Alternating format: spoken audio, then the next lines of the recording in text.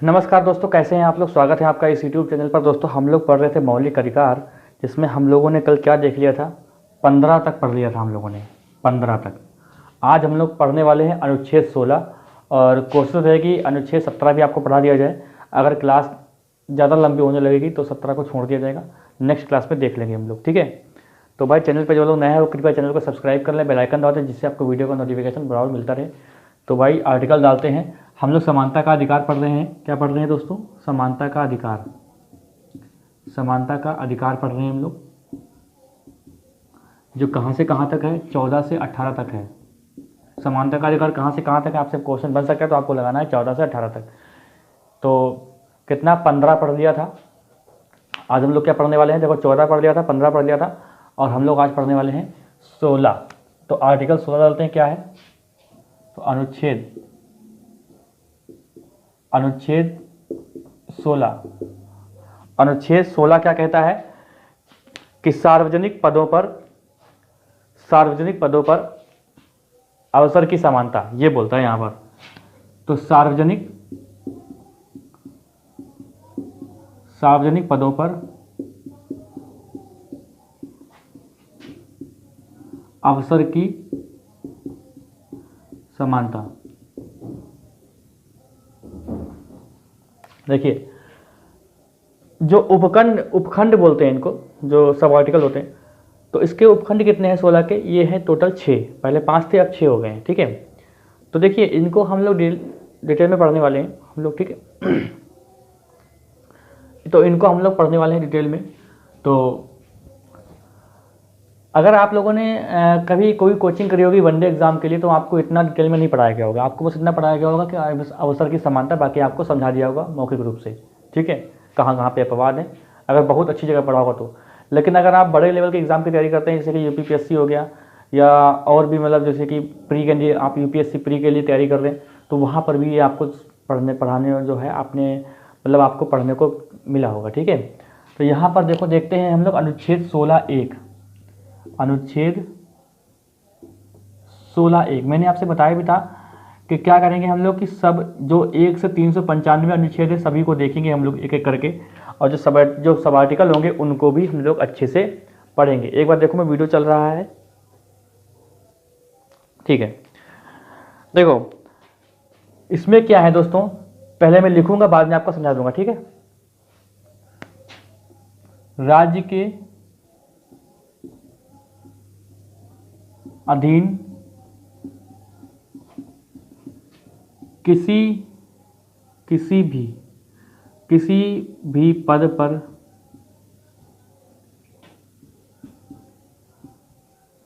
नियुक्ति के लिए सभी नागरिकों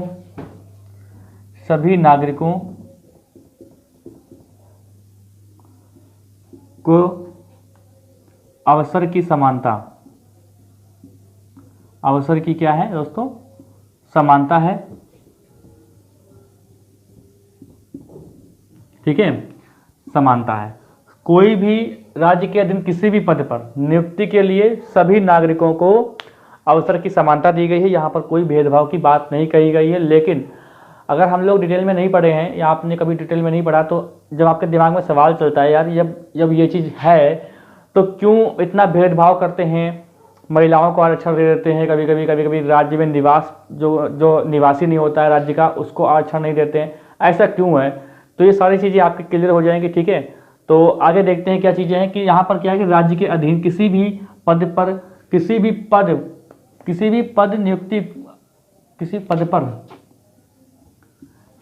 पर नियुक्ति के लिए सभी नागरिकों को अवसर की समानता का अधिकार है। इसमें भाई सभी लोग के लिए समानता का अधिकार है। लेकिन आर्टिकल 2 देखो क्या कहता है, अनुच्छेद 16 का 2 सब आर्टिकल क्या कहता है? सब आर्टिकल भी देखो समानता की बात करता है। सब आर्टिकल भी समानता की ही बात करता है। कहता क्या है ये कह रहा है आपसे कि राज्य के अधीन किसी भी पद पर नियुक्ति में ठीक है, केवल धर्म, मूल वंश, जाति, लिंग और जन्म स्थान, उद्भव और निवास, उद्भव और निवास, ठीक है। राज्य के अधीन किसी भी पद पर नियुक्ति में केवल धर्म, वंश, मूल वंश, जाति, लिंग, जन्म स्थान, उद्भव और निवास के आधार पर भेदभाव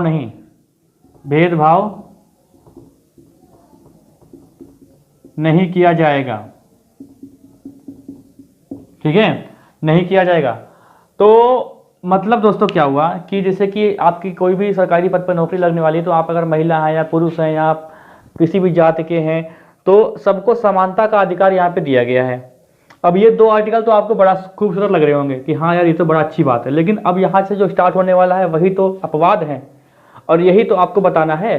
देखिए, मैं कभी ये नहीं आपसे डिस्कस करता हूँ कि क्वेश्चन कैसे बनेगा। अगर आप लोग बहुत ही ध्यान से पढ़ रहे हैं, आप इसको पढ़ते रहिए, तो बस आपके क्वेश्चन अपने आप लग जाएंगे। जैसे कि मान लीजिए बहुत ही अच्छा पेपर आ रहा है, उसमें अगर क्वेश्चन बन जाए कि राज्य के अधीन किसी भी पद पर नियुक्ति में केवल धर्म, वंश, ये सब लिखा हो, मूल वंश, जाति, लिंग, जन्म स्थान, उद्भव और निवास के आधार पर भेदभाव नहीं किया जाएगा, किस अनुच्छेद में है, तो आपके सामने अनुच्छेद सारे लिखे होते हैं। ये 16(1), 16(2), 16(3), 16(4), 16(5), 16(6) ये लिखा होता है भैया, इसको इतना इजी में मत लीजिएगा। तो इसीलिए मैं कहता हूँ कि बहुत ध्यान से नोट्स बनाते रहिए। हाँ, छोटे पेपर में नहीं आता है, वनडे एग्जाम में नहीं आएगा, ठीक है, यूपीएसआई में भी इतना डिटेल में नहीं पूछता है। लेकिन हाँ, अगर आप यूपी पीसीएस दे रहे हैं, एमपी पीसीएस दे रहे हैं या यूपीएससी का पेपर दे रहे हैं, तो वहाँ पर आपको ये डिटेल में पूछेगा और कथन और कारण में भी पूछता है, ठीक है। मैं कभी भी आपसे ये नहीं बताता हूँ कि कैसे कैसे क्वेश्चन बनेगा, क्योंकि इसमें टाइम बर्बाद होता है। ऑनलाइन क्वेश्चन का मतलब ही यही होता है कि टाइम की बचत हो, है ना। तो देखो, अब आते हैं हम लोग 16(3) में। किसमें आते हैं? 16(3) में आते हैं। अब यहीं से शुरू होते हैं अपवाद। अपवाद क्या है? अपवाद दोस्तों क्या है कि संसद विधि बनाकर, अब विधि है ना, संसद विधि बनाकर किसी राज्य के अधीन जो पद होते हैं, ठीक है, उसमें नियुक्तियों के लिए क्या कर सकता है कि वो राज्य या किसी केंद्र शासित प्रदेश वहां पर निवास की शर्तें लागू कर सकता है, ठीक है। इसको जो पहले लिखते हैं, देखो मैं लिख इसलिए रहा था कि आपको नोट्स बनाने में थोड़ी आसानी रहे, क्योंकि होता क्या कि मैं हट जाऊंगा, आप स्क्रीनशॉट ले लेंगे, बाद में अपने आराम से नोट बनाएंगे, ठीक है, बैठ के। तो देखो, जैसे लिखा है कि राज्य संसद, अभी एक बात आपको मैं बताऊंगा, क्लियर कर दूंगा, संसद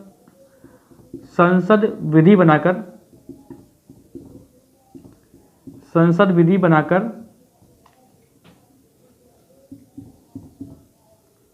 सरकारी सेवाओं हेतु किसी राज्य या केंद्र शासित प्रदेश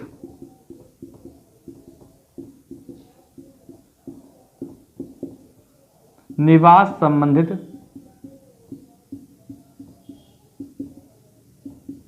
संबंधित नियम या शर्त लिख दो, शर्त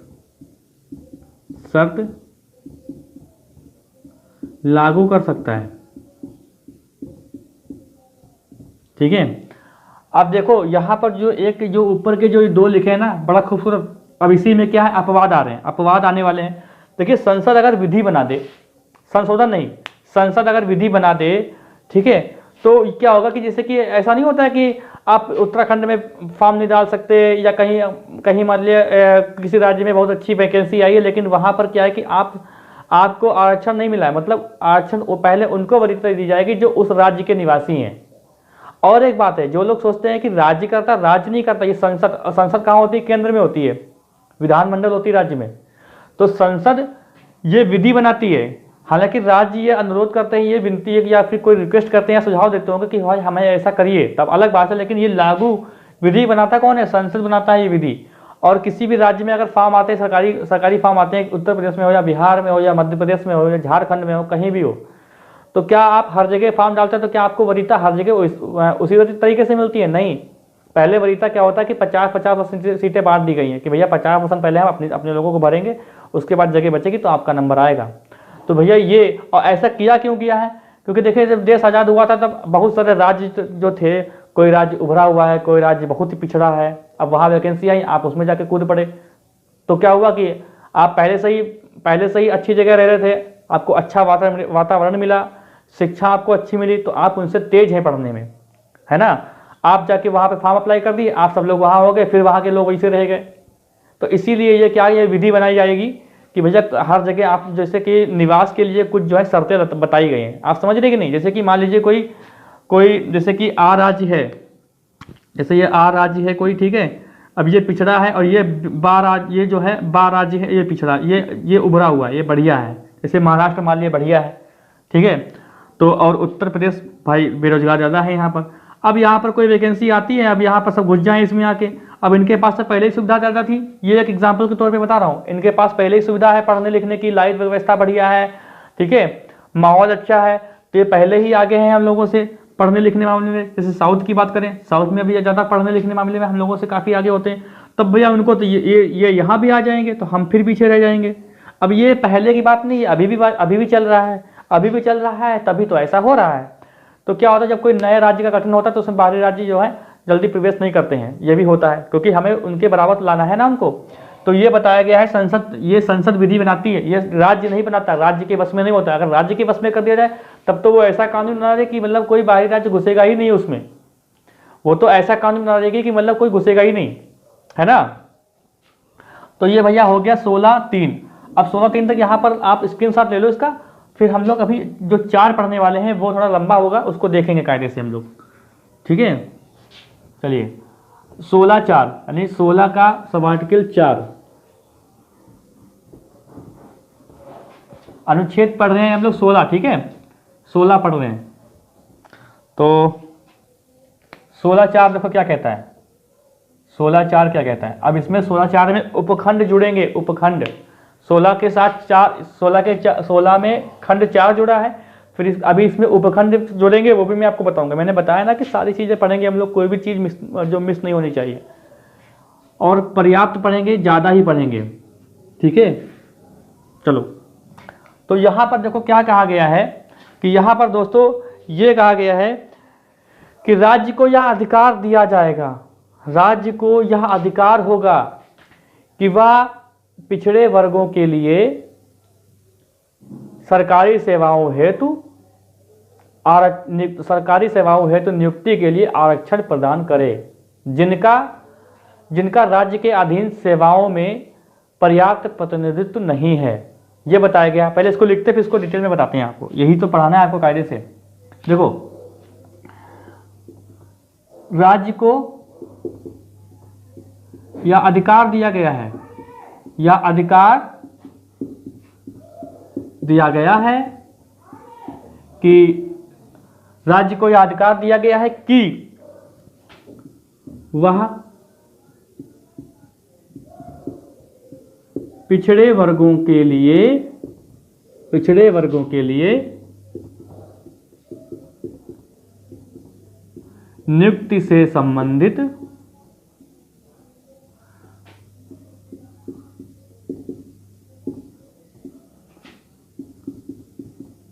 आरक्षण का प्रावधान कर सकेगा, जिनका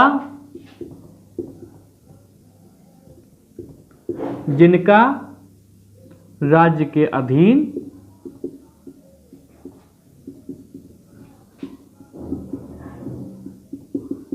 सेवाओं में पर्याप्त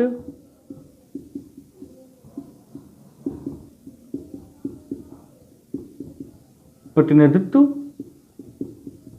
नहीं है। तो राज्य को यह अधिकार दिया गया है, ठीक है, राज्य को यह अधिकार दिया गया है कि भैया वो क्या करे कि वो नियुक्ति से संबंधित किसी भी जो अब पिछड़ा वर्ग, यहाँ पर अन्य पिछड़ा वर्ग, देखिए पिछड़ा वर्ग जो है दो चीज़ों पर आधारित था, एक तो शैक्षणिक, एक सामाजिक दृष्टि से। आर्थिक दृष्टि का नाम यहाँ पे नहीं लिया गया है, ठीक है। तो जैसे कि SC ST का तो पहले ही आरक्षण दिया गया अनुच्छेद 15 के तहत, लेकिन अब क्या बात हो रही है कि अन्य, अब पिछड़े वर्ग मतलब अन्य पिछड़ा वर्ग, अब यहाँ पे बात हो रही है OBC की। अब दिक्कत दोस्तों यहाँ पर ये आ रही थी कि भैया OBC में आएगा कौन कौन, अन्य पिछड़ा वर्ग में, अदर बैकवर्ड। तो अब इसमें कौन आएगा, कौन जातियां हैं इसमें, भाई बताइए कौन जातियां हैं, कौन आएगा कौन नहीं आएगा, ये तो पता ही नहीं था। संविधान में OBC के बारे में कोई वर्णन ही नहीं है, अन्य पिछड़ा वर्ग के बारे में कोई वर्णन ही नहीं किया गया था। बस ये कहा गया था कि ये जो अन्य पिछड़े वर्ग के लोग हैं उनके लिए आप आरक्षण का प्रावधान कर सकते हैं, जिनका राज्य सरकार के अधीन जो सेवाएं हैं उसमें पर्याप्त प्रतिनिधित्व नहीं है, तो इनके लिए आप आरक्षण का प्रावधान कर सकते हैं, है ना।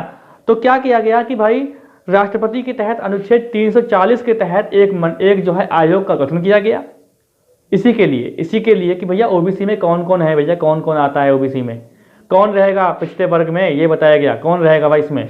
तो राष्ट्रपति के तहत अनुच्छेद 340 के तहत राष्ट्रपति के द्वारा एक आयोग का गठन किया गया। वो पहला आयोग हम लोग देख लेते हैं। वो पहला आयोग होता है 1951 में, इसके लिए आयोग का गठन किया गया। वो क्या था, काका कालेलकर आयोग, ठीक है। अब ये क्या हुआ कि 1955 में अपनी रिपोर्ट दी, हो गई खारिज। जवाहरलाल नेहरू की रिपोर्ट उसमें सरकार थी, इन्होंने कर दिया खारिज, ये मतलब फेल हो गया। फिर देखिए, फिर हुआ एक 1989 यानी 1979 में एक और आयोग का गठन किया गया, जो आपके लिए बहुत ही इंपॉर्टेंट रहेगा, वो रहेगा मंडल आयोग। अब मंडल आयोग रहेगा तो किसकी अध्यक्षता में हुआ था, तो बीपी मंडल की अध्यक्षता में, ठीक है। अब ये आयोग का गठन किया गया। अब इन्होंने अपनी रिपोर्ट दी है 1980 में, अपनी रिपोर्ट दी, और रिपोर्ट के तहत ये दोस्तों बताया इन्होंने कि भारत में जो है, जो अन्य पिछड़ा वर्ग या पिछड़ा वर्ग के लोग जो बचे हुए हैं वो कितनी जातियां हैं, तो उसमें उन्होंने बताया कि 3743 जातियां हैं जिन्हें आरक्षण की जरूरत है। और कुल जनसंख्या का ये है कितना, 52%। इन्होंने बताया कि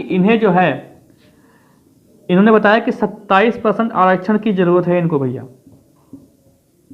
होना चाहिए इनका 27% आरक्षण होना चाहिए। अब इन्होंने रिपोर्ट 1980 में दी ना, 1980 लिखो यहां पर, रिपोर्ट इन्होंने कब दी, 1980 में दी, ठीक है।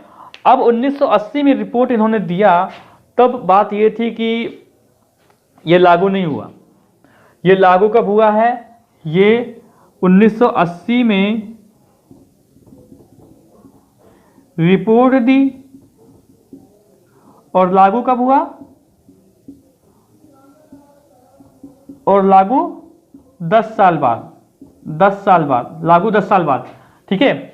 अब देखो क्या हुआ, 10 साल बाद लागू हुआ भैया, और जैसे ही ये आरक्षण लागू हुआ 27% के साथ, ठीक है, उस समय सरकार किसकी थी, VP सिंह की सरकार थी, है ना। और उनकी सरकार गिर गई। इतना बड़ा मतलब आंदोलन हुआ, इतने बड़े विरोध हुए, प्रोटेस्ट हुआ, उनकी सरकार ही गिर गई। फिर देखिए 1991 में नरसिम्हा राव की सरकार आई। नरसिम्हा राव की सरकार आई, ठीक है। इन्होंने क्या किया, इन्होंने कहा कि ठीक है भैया हम लागू करेंगे 27% आरक्षण। तो आरक्षण OBC को दिया, OBC को आरक्षण दिया। साथ में एक शर्त और रखी कि 10% आरक्षण किसको देंगे, ये आर्थिक रूप से कमजोर लोगों को देंगे, आर्थिक रूप से कमजोर वर्गों के लिए यार ये नीचे तक शो कर रहा है, मैं देख लूँ एक बार। अरे तो नीचे तक शो तो कर रहा है अच्छे से, क्या बात है भाई, झुकना पड़ता है मुझे। इसका मतलब ऐसा है ना कि ये मोबाइल से जो रिकॉर्ड हो रहा है ये बैक कैमरे से हो रहा है, और ये बैक कैमरा भी इतना स्ट्रांग नहीं है ना, कभी कभी छोड़ देता है ये, तो बार बार मुझे देखना पड़ता है कि वीडियो चल रहा है कि नहीं चल रहा है। तो अब 2 GB वाला फ़ोन है ये 2 GB, अब कहाँ लोगों के पास तो 6 GB वाले फ़ोन है, 2 GB चल रहा है भाई इसमें। देखो तो इन्होंने क्या किया कि नरसिम्हा राव ने क्या किया कि भैया ओबीसी को आरक्षण दे दिया, लेकिन साथ में क्या कर दिया कि जो आर्थिक रूप से कमजोर वर्गों के लोग हैं उनको 10% का आरक्षण देने का प्रावधान रखा। अब आर्थिक रूप से जो कमजोर हैं 10% का आरक्षण रखा गया, इसका मतलब सामान्य वर्ग के लिए। भाई SC ST हो ही गए थे, ओबीसी हो ही गया था, अब बचे कौन थे? सामान्य वर्ग। अब सामान्य, क्योंकि उनको तो आज अब डबल तो आरक्षण मिलेगा नहीं कि एक बार आप, ऐसा है कि जो SC ST वाले हैं भाई वो सामाजिक दृष्टि से और शैक्षणिक दृष्टि से कमजोर हैं, उनको तो आरक्षण मिलेगा ही, 10% आरक्षण और मिलेगा। जो आर्थिक रूप से कमजोर है वो सिस्टम नहीं था, उनको तो पहले ही मिल गया था, तो खाली सामान्य वर्ग की यहाँ पे बात हो गई थी। अब जैसे ही ये चीज लागू हुई तो देखिए क्या हुआ कि 1991 में नरसिम्हा राव की सरकार आई, तो क्या हुआ यहाँ पर देखो, यहाँ पर क्या हुआ कि 1992 में एक आपको केस पढ़ना है इसके लिए। वो केस क्या है? इंदिरा साहनी वर्सेस भारत संघ, इंडियन यूनियन, ठीक है। तो ये केस पढ़ना है आपको, इंदिरा साहनी, यहां पर देखो छोटा छोटा लिखते हैं। 1992 में केस हुआ, क्या हुआ कि इंदिरा साहनी वर्सेस भारत संघ, ये केस हो गया, ठीक है। अब ये केस हो गया दोस्तों, तब इसमें बताया क्या गया, इसमें सुप्रीम कोर्ट ने ये कहा कि जो आपने आरक्षण दिया है 10%, ये वैध नहीं है। वो वैध इसलिए नहीं है क्योंकि ये भाई अनुच्छेद 16 में कहीं पर वर्णन ही नहीं किया गया है कि आर्थिक रूप से कमजोर लोगों को भी आरक्षण दिया जाएगा। तो इसका मतलब ये जो है कट गया, 10% आरक्षण खत्म, ये वैध नहीं माना गया। वैध ऐसे लिखो, ये वैध नहीं, सुप्रीम कोर्ट ने आदेश दिया ये वैध नहीं। लेकिन कुछ जो ओबीसी के लोग थे उनके लिए कुछ नियम लागू किए गए, उनकी कुछ शर्तें हो गई, ठीक है। तो 27% आरक्षण के लिए कुछ शर्तें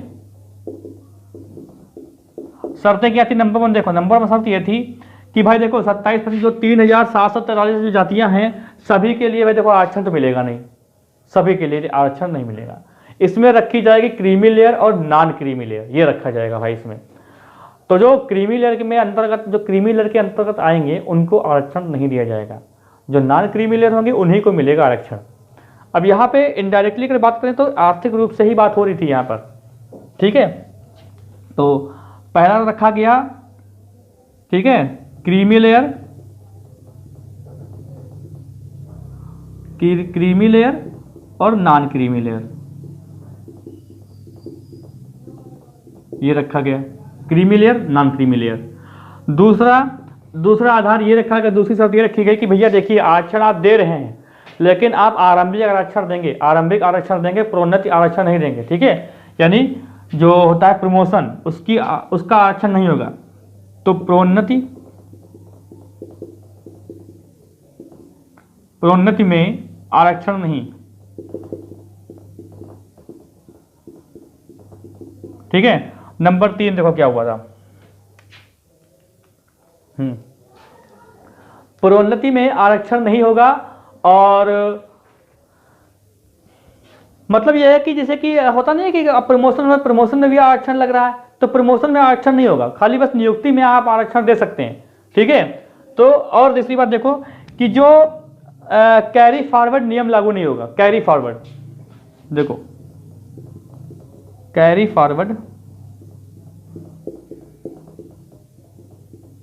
नियम नहीं, कैरी फॉरवर्ड नियम नहीं। मतलब क्या हुआ कि जैसे कि कोई वैकेंसी आई तो उसमें अन्य पिछड़ा वर्ग की वैकेंसी मान लिया 25 थी, तो उसमें क्या हुआ कि भाई उनको जो है 12 ही मिले, तो 13 वैकेंसी खाली रहेंगे। तो अगली वाली वैकेंसी में ऐसा नहीं होगा कि 13 पदों के अलग से होगा। अगर 13 पदों के साथ जो 13 पद जुड़ेंगे अगली वाली भर्ती में, तो क्या होगा कि वो सामान्य वर्ग में, जैसे मान लीजिए कि कितनी 100 वैकेंसी ओबीसी की आई, इसमें क्या हुआ कि 70 वैकेंसी ओबीसी की भर गई, 30 खाली रह गई। अगली बार जो वैकेंसी आएगी तो जैसे मान लीजिए कोई वैकेंसी आनी थी कितनी कितनी बताई मैंने, 70 भर गए, 30 खाली जगह, ठीक है। तो अगली बार जो वैकेंसी 70 आने वाली है, 70, तो उसमें अगर जो 30 जुड़ के आएगी तो 30 जो वैकेंसी फिर से उसमें जो है 50% का आरक्षण होगा। मतलब ये था कि आरक्षण जो है 50% से ज़्यादा नहीं। मतलब ये नहीं होगा कि जो सीटें बची हुई थी तो फिर से उनमें ओबीसी का अलग से सिस्टम आएगा, नहीं आएगा, ठीक है। ये एक साइकिलिंग होती है। तो ये जैसे सीटें बच गई, 30 सीटें बची, 100 सीटें आनी, 70 सीटें आनी थी, तो क्या होंगी, अब 100 सीटें आएंगी। लेकिन 100 सीटें जब आएंगी तो उसमें भी 50% का नियम लागू होगा भैया। देखो ये सब शर्तें माननी पड़ेगी आपको, ये चीजें बताएंगे, ठीक है।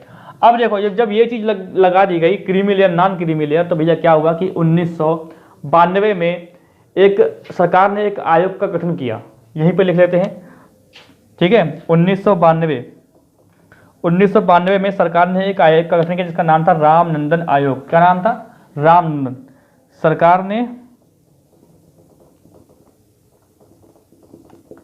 आयोग का गठन किया, रामनंदन आयोग, 1992। अब देखो ये क्या मतलब था। अब जब नॉन क्रीमी लेयर और क्रीमी लेयर की बात आई थी तो उसी के लिए भैया रामनंदन आयोग का गठन किया गया था, क्योंकि ये तो जानना था ना कि ये कौन सा भैया क्रीमी लेयर कौन नॉन क्रीमी लेयर में आता है, ये तो पता करो। ये बताओ कि ये कौन कौन आते हैं इसमें लोग, क्रीमी लेयर और नॉन क्रीमी लेयर में। तो ये रामनंदन आयोग की समिति थी, याद रखिएगा, रामनंदन आयोग की, यानी रामनंदन समिति थी, ठीक है। तो उसी ने बताया था। तो इसी ने आधार क्या दिया, उस समय की बात है, 1992 की बात है, जब क्या होगा कि वार्षिक आय का आधार दिया इन्होंने, वार्षिक आयोग का आधार दिया, वार्षिक आय का आधार बनाया। उस समय 1 लाख रुपए, इस समय 8 लाख है, 1 लाख रुपए जो जिसकी वार्षिक आय होगी या इससे ऊपर होगी वो किस में आएगा, क्रीमी लेयर में। उसको आरक्षण नहीं मिलेगा। जो 1 लाख से कम वाले होंगे जिसकी वार्षिक आय, उनको मिलेगा आरक्षण, यानी वो आएंगे नॉन क्रीमी लेयर। अभी तक क्या हो रहा है, जो फॉर्म आते थे लोग कंफ्यूज होते थे कि यार नॉन क्रीमी लेयर भरो या क्रीमी लेयर भरो, इसमें गलती कर देते थे। लेकिन आप गलती मत करना, ठीक है। नॉन क्रीमी, अगर आपको आरक्षण चाहिए ओबीसी में तो आपको नॉन क्रीमी लेयर भरना पड़ेगा, ठीक है। अब देखो जब ये आयोग का गठन हुआ तो इसके बाद फिर क्या हुआ कि 1993 में, हाँ 1993 में इन्होंने रिपोर्ट पेश करी। ये बात है 1993 की। फिर 1993 में क्या हुआ कि राष्ट्रीय, क्या बोलते हैं उसको, ओबीसी राष्ट्रीय आयोग, ठीक है, ओबीसी राष्ट्रीय आयोग बोलते हैं इसको, ओबीसी राष्ट्रीय आयोग का गठन किया गया 1993 में। किसका नाम हटाना है और किसका नाम रखना है, तो ये चीजें हो गई, ठीक है। इसका आप इसके साथ लो, मैं देख रहा था वीडियो चल रहा नहीं चल रहा, ठीक है, ठीक है। चलो तो इसका आप इसके साथ ले लिए होंगे।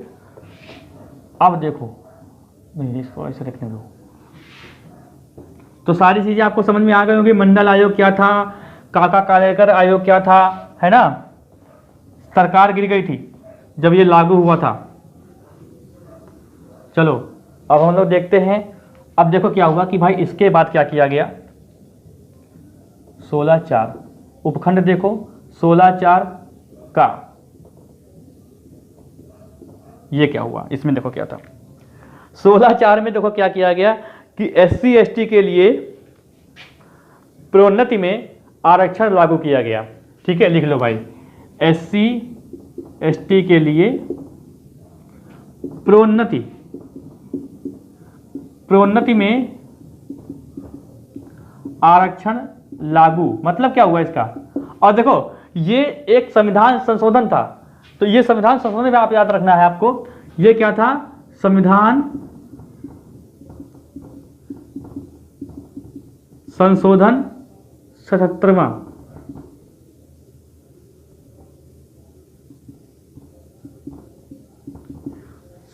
संविधान संशोधन कब हुआ था, 1995 के तहत। आपको याद रखना है कि भैया SC ST के लिए SC ST के प्रोन्नति में आरक्षण लागू है। ओबीसी में नहीं था। अब ये बताया था उन्होंने, अब उन्होंने जब सुप्रीम कोर्ट ने आदेश दिया था, कहा था कि भैया ओबीसी में नहीं, उन्होंने ये तो बताया नहीं कि एससी के लिए भी नहीं, तो इन्होंने क्या किया, एससी के लिए लागू कर दिया। फिर देखो क्या है 16(4) खा। 16(4) खा में क्या था, देखो 16(4) खा में ये था कि यदि किसी वर्ष, यदि किसी, अब देखो यहां पर क्या हो रहा है कि बैकलॉग वाली वैकेंसी की बात हो रही है। यदि किसी वर्ष आरक्षित स्थानों में कुछ स्थान छूट गए या स्थान कुछ नहीं भरे जा सके, तो वो बैकलॉग जो हैं उनको एक अलग वर्ग में रखा जाएगा। ठीक है, ये देखो यहाँ पर कुछ बदलाव किया गया था। जैसे देखो क्या बोलते हैं अभी, क्या बोलते हैं इसको, क्या बोला मैंने अभी, आरक्षित वर्गों के लिए अलग रखा जाएगा। तो यदि किसी वर्ष आरक्षित स्थानों में से कुछ स्थान नहीं भरे जा सके, खाली रह गए मतलब जा सके, तो वो बैकलॉग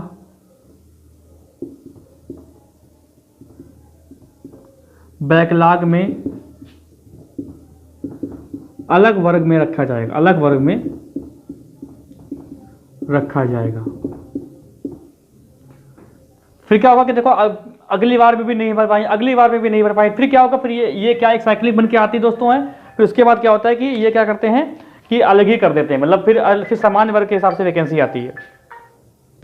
ठीक है, देखो अब आते हैं, अब देखो ये क्या होता है, हम लोग क्या पढ़ेंगे 16(5) पढ़ेंगे। 16(5) देखो क्या कहता है, 16(5) ये कहता है कि राज्य को यह अधिकार है कि वह किसी धार्मिक या सांप्रदायिक संस्था में उसी से संबंधित व्यक्ति को नियुक्त कर सकता है। ठीक है,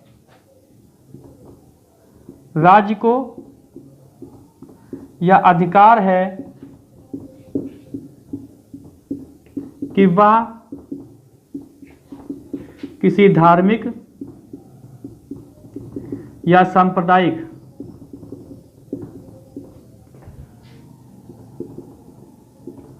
संस्था में उसी से संबंधित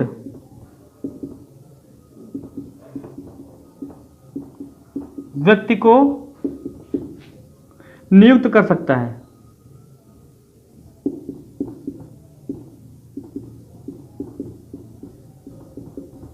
देखो यहां पर ये मतलब हुआ दोस्तों, एक बार यार मैं देखूं वीडियो चल रहा है।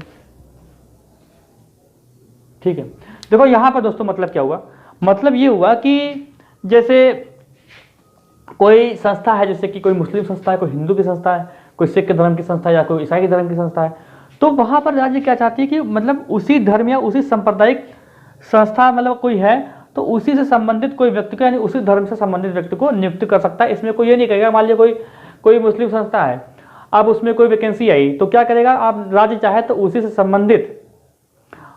से संबंधित व्यक्ति को नियुक्त कर सकता है। इसमें कोई हस्तक्षेप नहीं करेगा कोई कि यार ऐसा नहीं, समानता का अधिकार है, आप मुझे भी कर सकते हैं, मैं हिंदू हूं तो क्या, या हिंदू की संस्था है तो क्या नहीं ऐसा कैसे कर सकता है, मैं मुसलमान हूं तो क्या समानता का अधिकार है, तो नहीं। ये बताया गया है अनुच्छेद 16(5) में कि राज्य को यह अधिकार दिया गया है कि कोई भी मुस्लिम संस्था हो या कोई भी धार्मिक संस्था हो, उसमें वो उसी धर्म का व्यक्ति नियुक्त कर सकता है राज्य।